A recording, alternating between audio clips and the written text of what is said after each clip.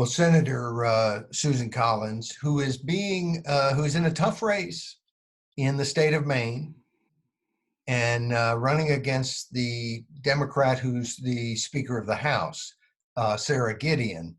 And Sarah Gideon decided that her campaign is going to be largely focused on getting corporate money out of our politics. And I think a lot of reformers are going to like that. The only problem is that Sarah Gideon has raised all kinds of money from special interests, corporate interests. It's just a long list, from AT&T to Verizon to Walmart, A to W. I don't know if she's gotten any Z contributions from corporations, but pretty much the gamut. And so she has raised all this money for her leadership PAC. Her leadership PAC has funded all kinds of ads on Facebook and online that are promoting her campaign for the US Senate. So she's running a campaign against corporate money in politics using corporate money.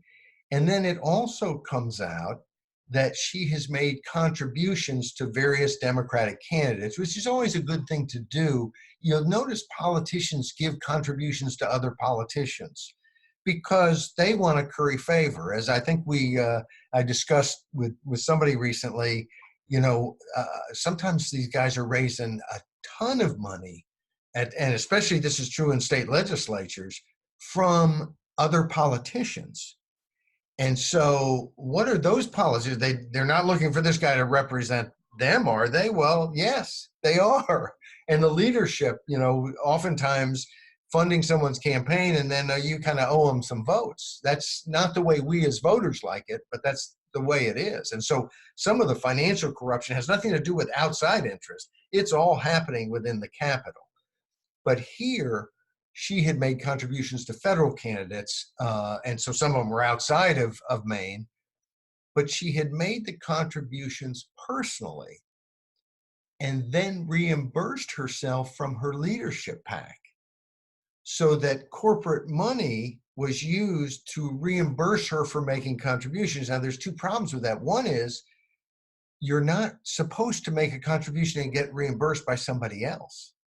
And there doesn't seem to be any logical, her campaign said, oh, we got bad advice. But what advice do you need? You don't make a contribution and then get paid to cover that contribution from someone else. If the leadership PAC wants to make a contribution, then they make the contribution. So there's some funny business, and it happens to be against the law.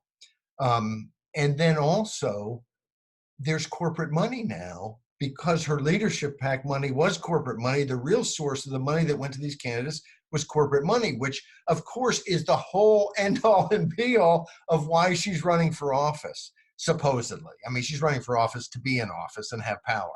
But boy, this is the sort of thing that is, if these are the reformers, you know why we every election vote for reform.